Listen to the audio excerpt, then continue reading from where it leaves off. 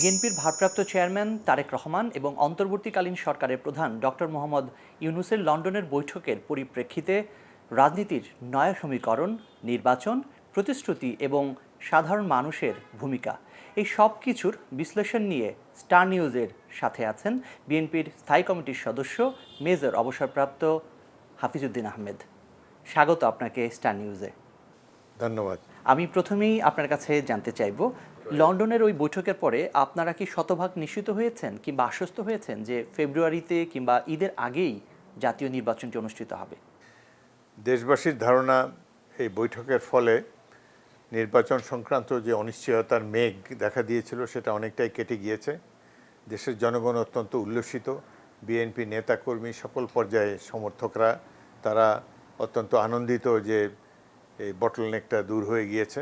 তো আমরা আশা করি যে এখন রমজানের আগেই একটি সুষ্ঠু নির্বাচন দেশবাসী দেখতে পাবে এবং আমাদের যে নিরপেক্ষ তত্ত্বাবধায়ক সরকার, অন্তর্বর্তীকালীন সরকার, তারা নিশ্চয়ই তাদের কথা রাখবেন এবং একটি সুষ্ঠু নিরপেক্ষ নির্বাচন দিয়ে সকলের ধন্যবাদের পাত্র হবেন। আমরা মনে করি যে অন্তর্বর্তীকালীন সরকার এবং সরকার প্রধান প্রফেসর ডক্টর মোহাম্মদ ইউনূস তিনি অত্যন্ত সিনসিয়ারলি চেষ্টা করছেন। তার আন্তরিকতার প্রতি আমাদের সন্দেহ নাই। তো ইদানিং দু একটি দল নির্বাচনে যাদের খবর থাকবে না, যাদের জনগণ ভালো মতো চেনেও না বা জনগণের আস্থাভাজন নয়, এমন কিছু দল তারা নির্বাচন বানচাল করার জন্য চেষ্টা করছে। তারা মনে করে যে নির্বাচন না হলেই তাদের গুরুত্ব থাকে, নির্বাচন হলে নির্বাচিত প্রতিনিধিদের ভিড়ে তারা হারিয়ে যাবেন। এই কারণেই আমরা কিছু কিছু সন্দেহের উদ্রেক হচ্ছে আমাদের মনে। দু একটি রাজনৈতিক দল যাদের গণভিত্তি নাই, অতীতে যারা তেমন কোনো আসনও পায়নি নির্বাচন করে, তারা নির্বাচনের বিরুদ্ধে অবস্থান নিতে পারে বলে এই ধরনের একটি শঙ্কা দেখা দিচ্ছে। এই প্রশ্ন জনমনে এসছে কিংবা সাধারণ মানুষের আলোচনায় এসছে, আপনাদের ভারপ্রাপ্ত চেয়ারম্যান নাকি চেয়ারপারসন কে আসলে এই নির্বাচনী বৈতরণী পার হওয়ার নেতৃত্ব দেবেন? আমাদের চেয়ারপারসন বেগম জিয়া শারীরিকভাবে অসুস্থ। গতকালকেও তার একটা চেক আপ হয়েছে। তো বেশ কিছুদিন ধরে রাজনীতিতে তিনি অনেকটাই নিষ্ক্রিয়, যদিও তার শারীরিক অবস্থা আগের তুলনায় উন্নত হয়েছে। তবে আমরা মনে করি, আমাদের ধারণা যে আমাদের অ্যাক্টিং চেয়ারম্যান জনাব তারেক রহমান তিনি অত্যন্ত ক্লোজলি মনিটর করছেন রাজনৈতিক সিচুয়েশন এবং তিনি বলিষ্ঠভাবে নেতৃত্ব দেবেন আগামী নির্বাচনে। বিএনপি জয়লাভ করলে দলের প্রধানমন্ত্রী কে হবেন, সরকারের নেতৃত্ব কে দেবেন, আপনাদের দলীয় প্রধান নাকি ভারপ্রাপ্ত চেয়ারম্যান? এই প্রসঙ্গ কিংবা এই আলোচনাও কিন্তু রাজনীতির ময়দানে আছে। প্রথমত এখন নির্বাচনী কতটুকু নিশ্চিত সেটি আর কিছুদিন পরে আরও ভালোভাবে বোঝা যাবে। নির্বাচনের দিন তারিখ শিডিউল ঘোষণা করা হলে তখনই আমরা এসব ব্যাপারে চিন্তাভাবনা করব। তবে বেগম খালেদা জিয়া বিএনপি প্রধান নেতা, দেশের সবচাইতে জনপ্রিয় রাজনৈতিক ব্যক্তিত্ব। তিনি কোন পদে থাকবেন না থাকবেন এটি তার উপরে অনেকটা নির্ভর করে, তার শারীরিক সুস্থতার উপর নির্ভর করে। সুতরাং নির্বাচন কাছাকাছি এলে বা নির্বাচনের তৎপরতা যখন শুরু হবে তখনই এই বিষয়ে আমরা ক্লিয়ার কাট জবাব দেওয়ার। সংস্কার কমিশনের সঙ্গে বৈঠক হচ্ছে বিভিন্ন রাজনৈতিক দলের, সেখানে অনেকগুলো সংস্কার প্রস্তাব এসেছে। একটি বিষয় আছে যে পরপর 2 মেয়াদে প্রধানমন্ত্রী হতে পারবেন না এবং যিনি প্রধানমন্ত্রী হবেন তিনি দলীয় প্রধানও হতে পারবেন না কিংবা সংসদ নেতা হতে পারবেন না। এই বিষয়গুলোর সঙ্গে আপনার একমত কিনা? সংস্কার কমিশনে দেখা যায় বেশ কিছু লোক অংশগ্রহণ করেছে যারা এই দেশের নাগরিক না, যারা এই দেশে থাকেনও না, আমেরিকার থেকে বা ইউরোপের কোনো দেশ থেকে এখানে এসেছেন। তারা জনগণের বাস্তব পরিস্থিতির সাথে ততটা পরিচিতও নন। সে কারণে নানা ধরনের বক্তব্য বাতাসে ভেসে বেড়াচ্ছে। সুতরাং দুইবারে এটার ব্যাপারে আমরা এখনও ফাইনাল কোনো কনক্লুশনে আসি নাই এবং এটা তো দলের নিজস্ব ব্যাপার। দল কাকে প্রধানমন্ত্রী করবে না করবে এবং এটা পার্লামেন্টের যারা নির্বাচিত প্রতিনিধি তাদেরও ব্যাপার। তারা একজনকে যদি মনে করে তিনি 3বার 4বার হতে পারেন, অসুবিধার কিছু নাই। একমাত্র আমেরিকা ছাড়া আর কোথাও এরকম 2বারের ব্যারিয়ার আছে বলে আমার জানা নেই। যাই হোক, এই ব্যাপারে এখনও আমরা পুরোপুরিভাবে স্থির সিদ্ধান্তে উপনীত হইনি। আরও কিছুদিন পরে নির্বাচনী প্রক্রিয়া শুরু হলে তখন এ ব্যাপারে আমরা আলাপ করব এবং আমাদের দলীয় নীতি নির্ধারণী স্থায়ী কমিটির সবাই এ ব্যাপারে এখনও চূড়ান্ত আলোচনা হয়নি। আমরা চাই যে বেগম জিয়া যতদিন সুস্থ আছেন তিনি এই দলকে নেতৃত্ব দিবেন পার্লামেন্টে বা পার্লামেন্টের বাইরে। তবে যেহেতু তার শারীরিক সুস্থতার বিষয়টি এখন পর্যন্ত আমরা নিশ্চিত নই, সেজন্য এ ব্যাপারে ডেফিনিট কোনো উত্তর দেওয়া সম্ভব নয় এই মুহূর্তে। বিএনপি সরকার গঠন করলে রাষ্ট্রপতি কি নির্দলীয় হবেন নাকি আপনাদের দল থেকেও কেউ হবেন? এই জায়গাগুলোর উত্তর তো মানুষ জানতে চায়। নির্বাচন তো এখনো 8 মাস দূরে, অনেক দূরে, এবং বাংলাদেশের অনিশ্চয়তা সবসময় খেলা করে রাজনীতিতে। এবং এই যে সংস্কার কমিশনের সাথে যে বিভিন্ন রাজনৈতিক দলের আলাপ, তার মধ্যেও নানান ধরনের নিত্য নতুন ইস্যু আসছে। একটি দল এখনো নিবন্ধনই পায় নাই, তারাও এখন ডমিনেট করার চেষ্টা করছে। নানা ধরনের রাজনৈতিক দলের কিছু কিছু দল নির্বাচনটি যাতে না হয় সেজন্য চেষ্টা করছে, আরেক দল তাদের প্রস্তুতি নেয় সেজন্য আরও পিছোতে চাচ্ছে। এইসব পরিস্থিতিতে আমরা খুব বেশি নির্বাচনী কার্যক্রম শুরু হলে পরেই আমরা কিছু ব্যাপারে সিদ্ধান্ত নেব। এত আগেই এ বিষয়ে সিদ্ধান্তে উপনীত হওয়া কঠিন আমাদের জন্য। আপনারা তো জাতীয় সরকারের একটি বার্তা দিয়েছিলেন জাতিকে। বর্তমানের যে প্রেক্ষাপট, আপনারা কি সে জাতীয় সরকারের অবস্থানে আছেন কিনা? আমাদের অ্যাক্টিং চেয়ারম্যান অনেক আগেই ঘোষণা দিয়েছেন যে যারা আমাদের আন্দোলনের সঙ্গী, নির্বাচনের পরও তাদেরকে সরকারে স্থান দেওয়া হবে, একটি জাতীয় সরকার গঠন করা হবে। আমরা সেই স্ট্যান্ডেই আছি। আমরা অপেক্ষা করে আছি সুষ্ঠুভাবে নির্বাচনটি হোক। এই নির্বাচনের শেষ পর্যন্ত কারা কারা আমাদের সাথে থাকে সেটি দেখেই আমরা চেষ্টা করব একটা জাতীয় সরকারে গঠন করার জন্য।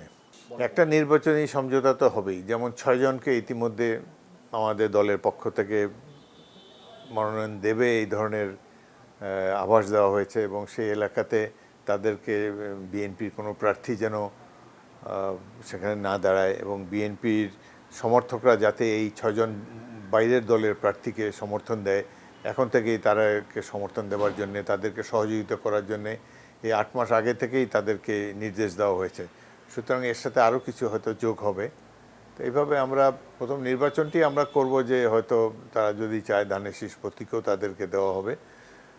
বিএনপির এই জোটের পক্ষ থেকে একজন প্রার্থী হবেন, এটাই আমরা আশা করি। তারপর নির্বাচনে যারা যারা নির্বাচিত হওয়ার পর জনগণ কাদেরকে সংখ্যাধিক্য দেয়, মেজরিটি দেয়, ম্যান্ডেট দেয়, এটা দেখার পরেই আমরা ক্যাবিনেট সংকটের পরে, এটা নির্বাচনের পরের আলাপ। এই মুহূর্তে তারা যাতে নির্বাচিত হয়ে আসতে পারেন সেজন্যই বিএনপি সমর্থকরা তাদেরকে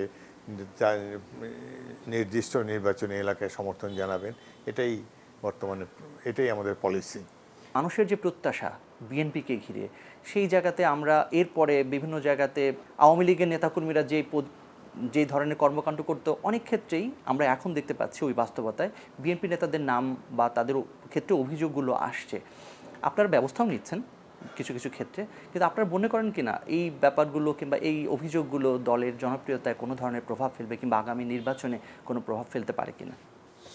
বিএনপি সম্বন্ধে অনেক বিরূপ প্রচারণাও হচ্ছে, যতটা না তার চেয়ে বেশি বাড়িয়ে বলা হচ্ছে। কিছুটা সত্যি নিশ্চয়ই আছে, কিছু কিছু জায়গায় দখলদারিত্ব, চাঁদাবাজি প্রথম দিকে ছিল। এখন দল থেকে শক্ত অবস্থান নেওয়ার পর এবং বেশ কয়েকজনকে বহিষ্কার করার পর এগুলো অনেকটাই কমে এসছে।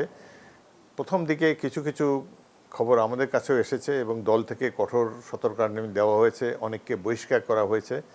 সুতরাং এটা অনেকটাই কমে গিয়েছে। বিএনপি বর্তমানে নেতা কর্মী সবাই অত্যন্ত সচেতন যে এই ধরনের কর্মকাণ্ড হলে এটা নির্বাচনে প্রভাব পড়বে, এবং বিএনপি কখনোই আওয়ামী লীগ হতে চায় না, এবং আওয়ামী লীগের যে সকল কারণে সারা দেশ এবং পৃথিবীব্যাপী দুর্নাম হয়েছে, বিএনপি তার ভাগিদার হতে চায় না। সুতরাং এই ব্যাপারে বিএনপি অনেক সচেতন রয়েছে। কোনো ধরনের চাঁদাবাজি, দখলবাজি ইত্যাদি আমরা সহ্য করব না, এবং আশা করি যে বিএনপি জনগণকে অতীতে জিয়াউর রহমানের দল হিসেবে যেভাবে সার্ভিস দিয়ে এসেছে, সেই বিএনপির প্রতি জনগণের শুভেচ্ছা এবং তাদের সমর্থন অব্যাহত থাকবে। ভারপ্রাপ্ত চেয়ারম্যানের সহধর্মিণী ডাক্তার জুবাইদা রহমানের বাংলাদেশে আসা ঘিরে সাধারণ মানুষের একটি বাড়তি কৌতূহল তৈরি হয়েছে, এবং অনেকেই এই প্রশ্নও করছেন আলোচনায় যে তিনি কি আগামীতে রাজনীতিতে আসবেন। এই ব্যাপারে দলীয়ভাবে কোনো সিদ্ধান্ত নেওয়া হয়নি। ডাক্তার জুবাইদা রহমান সিলেটের একটি ঐতিহ্যবাহী জনপ্রিয় পরিবারের সন্তান, নির্বাচনে জিতে আছে, তার জন্য ওখান থেকে খুবই সহজ হবে। বাট এটি তাদের সিদ্ধান্তর ব্যাপার। তিনি চিকিৎসক, সরকারি চাকুরিতে আছেন, রাজনীতি করবেন কিনা এই ব্যাপারে তার পারিবারিক এবং দলগত সিদ্ধান্ত প্রয়োজন। এই ব্যাপারে এখনও চূড়ান্ত সিদ্ধান্ত গ্রহণ করা হয়নি। আমরা আশা করি তিনি থাকলে দলের ভাবমূর্তি আরও উজ্জ্বল হবে, দল আরও জনপ্রিয় হবে এবং দু একটি আসনে আমাদের বিজয় নিশ্চিত হবে।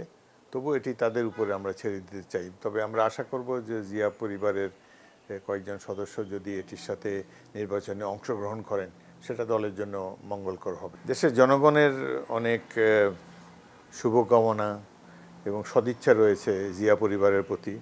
জিয়াউর রহমান সততা এবং দেশপ্রেমের যে উজ্জ্বল নিদর্শন রেখে গিয়েছেন, এটি তার মৃত্যুর এত বছর পরও বিদ্যমান রয়েছে। জনগণ এটি নিয়ে অত্যন্ত গর্ব করে এবং বিএনপিরও সম্পদ জিয়াউর রহমানের দেশাত্মবোধ এবং তার এই সততার। সুতরাং জুবাইদা রহমান তিনিও মিতবাক এবং প্রয়োজনে অতিরিক্ত কথা বলেন না, রাজনীতির কথা তো একেবারেই বলেন না। বিশেষ করে তার পিতা এবং পিতামহ রাজনীতিতে অংশগ্রহণ করেছিলেন। সব দিক দিয়ে সাধারণ মানুষের এবং বিএনপি নেতাকর্মীদের একটা ধারণা রয়েছে যে ডক্টর জুবাইদা আসলে বিএনপি দলটি আরও শক্তিশালী হবে। সুতরাং এ ব্যাপারে সবাই আশাবাদী। বাকি এই সিদ্ধান্ত তাদের সিদ্ধান্ত, রাজনীতি করবেন কিনা এটি তার এবং তার পরিবারের সিদ্ধান্ত। 111-এর সময় বিএনপির ভারপ্রাপ্ত চেয়ারম্যানের উপরে যে নির্যাতন করা হয়েছিল এবং তাকে চিকিৎসার জন্য বিদেশে যেতে হয়েছে, লন্ডন যেতে হয়েছে, তখন অনেকেই এই ব্যাপারটিকে সামনে নিয়ে আসেন যে তখন তিনি একটি মুচলেকা দিয়েছিলেন, তিনি আর রাজনীতি করবেন না। আপনারা কি মনে করেন যে নির্বাচন যত কাছে আসে এই ধরনের প্রচারণা যারা করছেন কিংবা সামনে আনছেন তাদের কোনো উদ্দেশ্য রয়েছে? এটি অনেক পুরনো বিষয়। 111-এর সময় বল প্রয়োগ করে তার কাছ থেকে একটি মুচলেকা আদায় করা হয়েছিল। এটি একেবারে বেআইনি এবং একজন রাজনৈতিক নেতাকে এই ধরনের চাপ প্রয়োগ করা, শক্তি প্রয়োগ করা, এটা মোটেই গ্রহণযোগ্য নয়। এসব ব্যাপারে আমরা চিন্তিত নই, বরং যারা এই ধরনের চাপ প্রয়োগ করেছে তাদের বিরুদ্ধে ব্যবস্থা গ্রহণের দাবি আমরা জানাচ্ছি। সুতরাং এটি নিয়ে বর্তমানে এটি কোনো আলোচনার বিষয় নয়। যারা তারেক রহমান ইতিমধ্যে নিজকে প্রতিষ্ঠিত করেছেন দেশের একজন জনপ্রিয় যোগ্য নেতা হিসাবে এবং তিনি সুন্দরভাবে বিএনপি পরিচালনা করছেন। তার সর্বশেষ প্রমাণ আমরা প্রধান উপদেষ্টার সাথে লন্ডন মিটিংয়ে আমরা দেখতে পেয়েছি। তার মার্জিত, বিনীত এবং ভদ্র আচরণ, এতে প্রধান উপদেষ্টা এবং তার সফরসঙ্গীরাও অত্যন্ত সন্তুষ্ট হয়েছেন। নেতাকর্মী কিংবা জনগণের উদ্দেশ্যে কিছু বলতে চান কিনা? বিএনপির নেতাকর্মীদের উদ্দেশ্যে এটুকুই বলতে চাই যে আমরা সবাই ঐক্যবদ্ধ। বিএনপি একটি রাজনৈতিক দল হিসাবে বর্তমানে দেশবাসী সকল দৃষ্টি নিবদ্ধ করেছে বিএনপি কর্মকাণ্ডের উপরে।